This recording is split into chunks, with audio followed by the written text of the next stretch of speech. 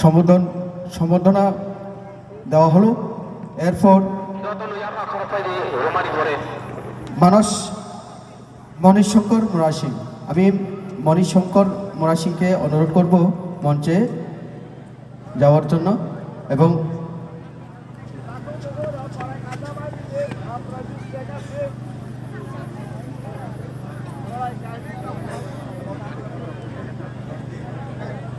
মণিশঙ্কর মোরা সিং উনি Ranji trophy captain, Tripura cricket টিমের। ওনাকে একটি ছবি এবং রিসা বরণের মাধ্যমে সংবর্ধনা জানানো হলো। আমাদের মাঝে উপস্থিত মহোদয়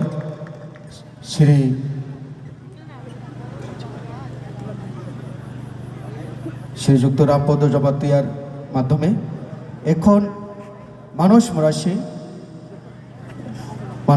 মোরা সিংয়ের পক্ষে আমি ওনার অভিভাবক বা পিতাকে আমি মঞ্চে যাবার জন্য অনুরোধ করছি।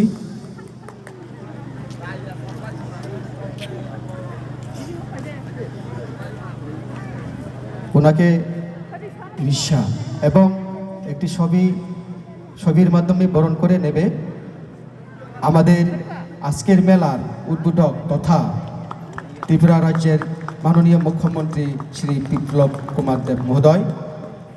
এবং সবাইকে ধন্যবাদ।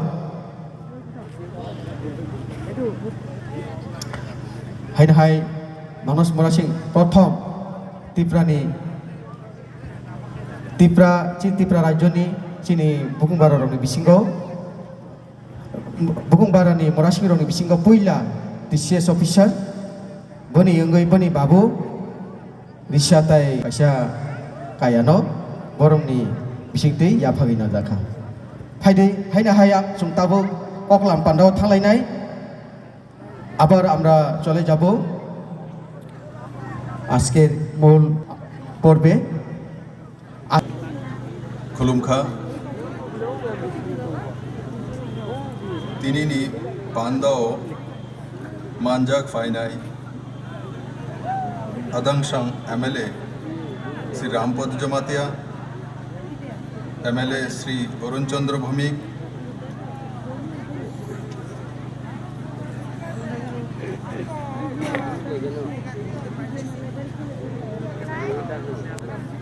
श्री विभीषण दास सहादेवती, DM SP south Narayan Kumar मोरा सिंह, तुइपांग मोरा सिंह खुदा तुइपांग उदल,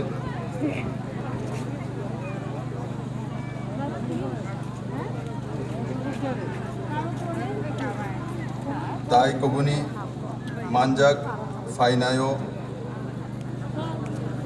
लामसोंग ताई खा कहम याफारो आगी जनजाति नो भोट बैंक हिसाबो शामुंगो थेपाखा CPM जनजाति नो छई मान रही TTADC निमुंग सुलाई Tripura territorial council मोंग फारना Bagai हस्ते कैबिनेटो प्रपोजल रखा।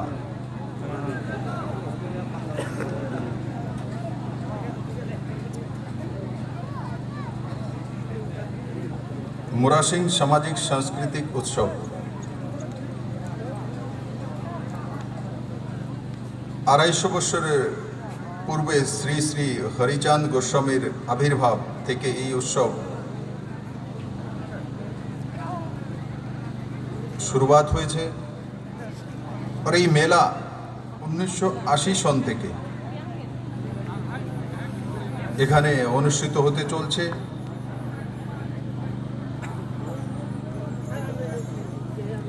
आदरणीय MLA रामपद जमातिया महोदय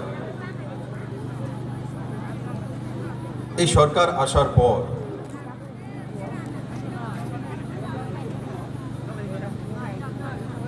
জনজাতিদের জন্য কি কি করেছেন কিছু বিষয় তুলে ধরেছি। আমি প্রথমে শুরুয়াত তো করব সেই জায়গা থেকে যে প্রথমে আপনাদেরকে উপজাতি হিসাবে উপজাতি নামে চিহ্নিত করা হতো। এই সরকার আসার পর এখন আর আপনাদেরকে উপজাতি নয়, আপনারা জনজাতি। মন্ত্রণালয়ের নাম চেঞ্জ করে উপজাতি কল্যাণ মন্ত্রণালয় নয়, জনজাতি কল্যাণ মন্ত্রণালয়।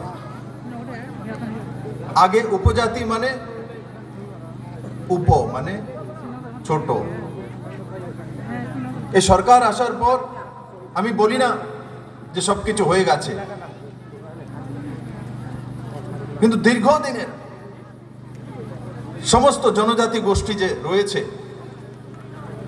19টি মূল জনজাতি গোষ্ঠী ত্রিপুরার রয়েছে, আরো সব কাস্ট আরো আছে। তাদের একটাই ডিমান্ড ছিল বহুদিন যাবত যে আমাদেরকে উপজাতি না বলা। এত সময় লাগলো। আমরা এমনিতেই জনজাতি বলি, কিন্তু ত্রিপুরার সমস্ত সমাজপতিগণ যখন আমার সঙ্গে মিলিত হয়েছিলেন স্টেট গেস্ট হাউসে, তো তার সঙ্গে সঙ্গে একজন আমাদের সম্মানীয় এমএলএ অতুল দেববর্মা মহোদয় আমাকে তুলে ধরেছেন যে আমাদেরকে জনজাতি হিসাবে নামে সম্বোধন করা হোক, মন্ত্রণালয়ের নাম জনজাতি কল্যাণ মন্ত্রণালয় রাখা হোক। তৎক্ষণাৎ আমি সিদ্ধান্ত নিয়ে নিয়েছি যে সেই মন্ত্রণালয়ের নাম উপজাতি কল্যাণ মন্ত্রণালয় নয়, জনজাতি কল্যাণ মন্ত্রণালয় হবে। হয়েও গেছে ক্যাবিনেট থেকে।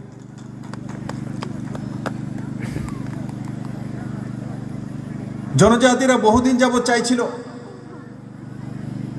যে কোনো বিশেষ জায়গার নাম ককবরকে রাখা হোক, যাতে ককবরকের পরিচিতি পুরো দুনিয়াতে যেতে পারে।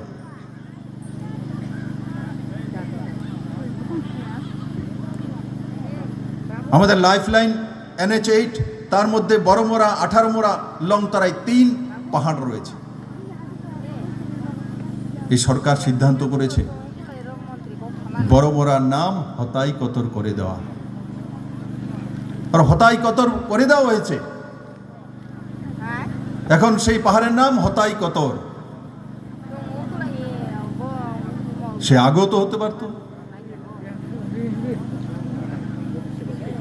যেটা আমি ককবরকে বলছিলাম territorial council, Tripura territorial council, তার নামকরণ আমাদেরকে এসেই কেন প্রস্তাব পাঠাতে হলো ক্যাবিনেট থেকে? তার আগেও তো হতে পারত।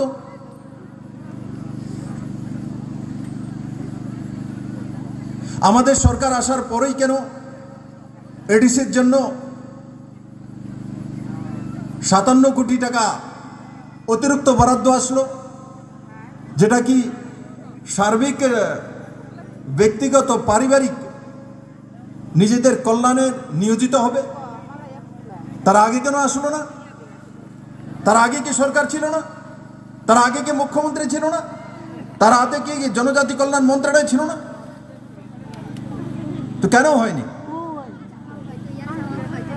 কারণ জনজাতি কল্যাণ করার মানসিকতাই ছিল না। রামপদ বাবু একলব্য বিদ্যালয়ের বিষয়ে বলছেন, এই সরকার আসার পর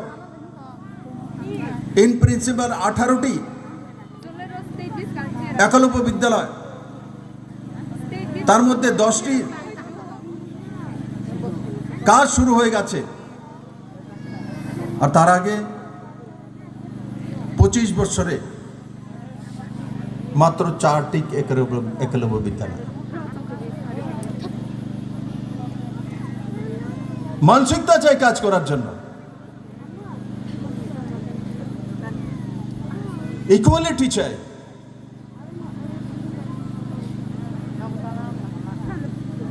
ব্রো রেয়াং শরণার্থী, আর নিজের দেশে শরণার্থী কিভাবে হয়? এই শরণার্থী বলাটাই তো ভুল। ডিসপ্লেসড হয়েছে, এক জায়গা থেকে অন্য জায়গায় এসছে, তাদেরকে সম্বোধন করা হতো রিয়াং শরণার্থী, রিয়াং শরণার্থী। রিয়াং কিভাবে নিজের দেশের মধ্যে শরণার্থী হতে পারে? ওটা ভারতবাসী।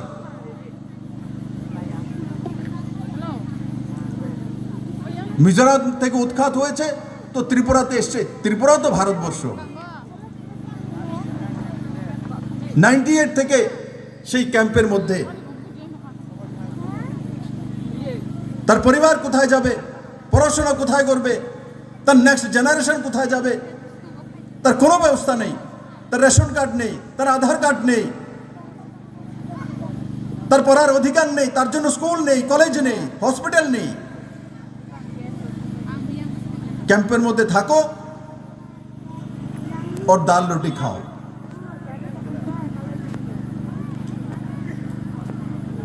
কোথায় ছিল পুরনো সরকার? কেন্দ্রেও তো সরকার ছিল, এখানে যে সরকার ছিল তার সাপোর্টের সরকার ছিল। কেন রিয়াংদের সমস্যার সমাধান কেন হয়নি? রিয়াংদের সমস্যার সমাধান যদি কেউ করেছে তো নরেন্দ্র ভাই মোদী, অমিত ভাই শাহ করেছে, ভারতের প্রিয় প্রধানমন্ত্রী এবং গৃহমন্ত্রী। একবার চিন্তা করে দেখুন, এই অঞ্চলের বা দূর দূর থেকে যারা এসছেন, আপনার ছেলে হবে, আপনার মেয়ে হবে, তাকে পড়ানোর জন্য আপনি চিন্তা করবেন না? তার শিক্ষার জন্য চিন্তা করবেন না? তার ভবিষ্যতের জন্য চিন্তা করবেন না? কিন্তু রিয়াং যে ক্যাম্পের মধ্যে যারা রয়েছে তাদের চিন্তা করার অধিকার নেই, ভোটাধিকার নেই।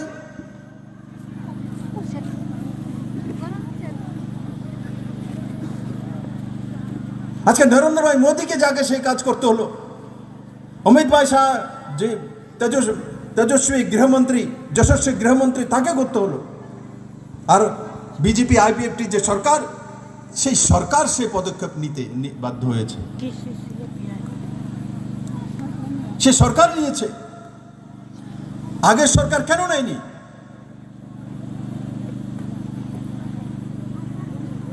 আজকে আমরা 6টি ডিস্ট্রিক্টের মধ্যে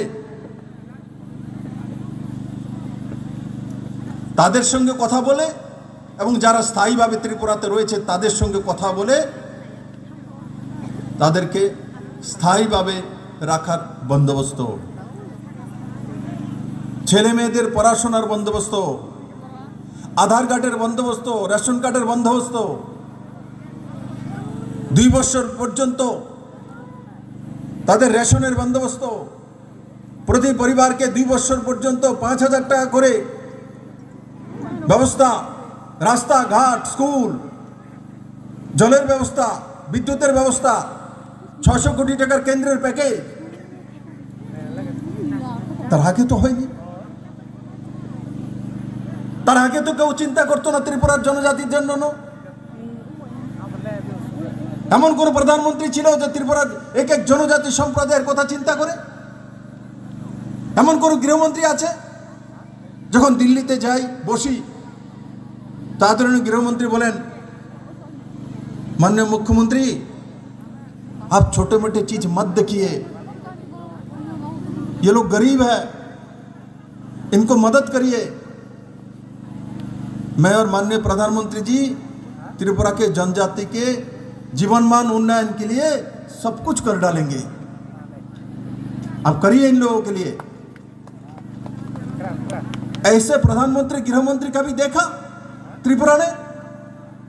कभी सोचा?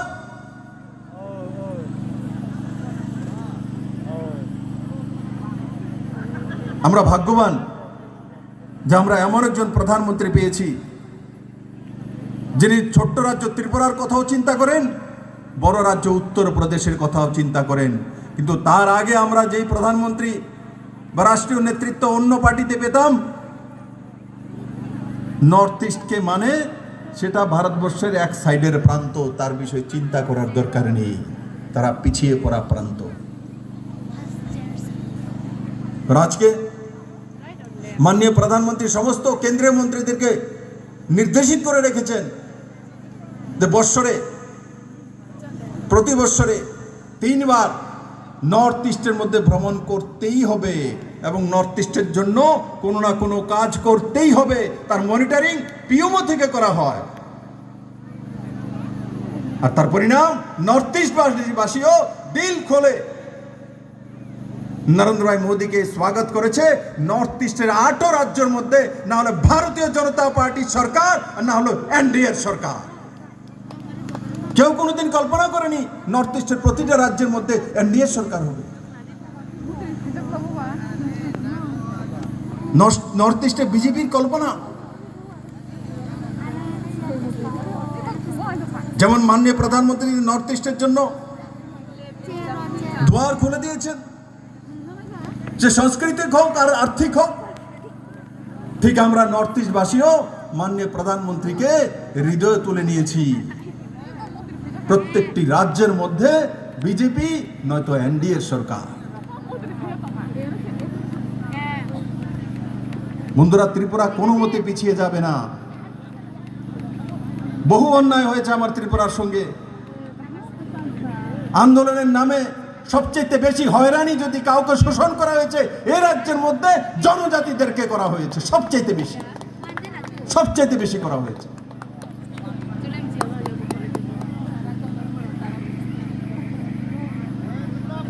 আর তার পরিণাম লম্বা সময় এডিসিতে কমিউনিস্টের সরকার আর 25 বছর টানা সরকার কোথায় দাঁড়িয়েছিল ত্রিপুরা? আজকে এগ্রিকালচারাল গ্রোথের জন্য ত্রিপুরা নর্থ ইস্টের মধ্যে নয়, ছোট রাজ্যগুলোর মধ্যে প্রথম পুরস্কার নিয়ে আসে। এগ্রিকালচারাল গ্রোথ কারা আনে? জনজাতি এবং গরিব যারা রয়েছে এনার নিয়ে আসে। আমি যদি এখানে বলি যে সৌভাগ্য যোজনার মাধ্যমে কে কে বাড়িতে ইলেকট্রিসিটির কানেকশন ফ্রিতে পেয়েছেন, তো অনেকে হাত তুলবে। এখানে আছে কি কেউর ঘরে ফ্রিতে ইলেকট্রিসিটি কানেকশন এসছে সৌভাগ্য যোজনার মাধ্যমে? কোনো ব্যক্তি আছে? কাউর ঘরেতে সৌভাগ্য যোজনার মাধ্যমে ফ্রিতে বিদ্যুতের কানেকশন এসছে, ইলেকট্রিসিটি কানেকশন এসছে, এমন কোনো ব্যক্তি নেই? প্রচুর আছে। আমি হাত তোলার জন্য বলবো তো অনেক হাত উঠবে। উজ্জ্বলা যোজনা হোক, সৌভাগ্য যোজনা হোক, প্রধানমন্ত্রী আবাস যোজনা হোক। আমি আপনাদের সঙ্গে আরেকটা বিষয় শেয়ার করতে চাইছি। ত্রিপুরা রাজ্যে বড় মাত্রায় টিনের ঘর রয়েছে। যাদের বাড়িতে টিনের ঘর হয় তাদের প্রধানমন্ত্রী আবাস যোজনার ঘর দেওয়া হয় না। ভারত সরকারের গাইডলাইন রয়েছে। আমরা মাননীয় প্রধানমন্ত্রী এবং যে কেন্দ্রীয় গ্রামীণ বিকাশ মন্ত্রী রয়েছেন নরেন্দ্র সিং তোমর, ওনার সামনে তুলে ধরেছি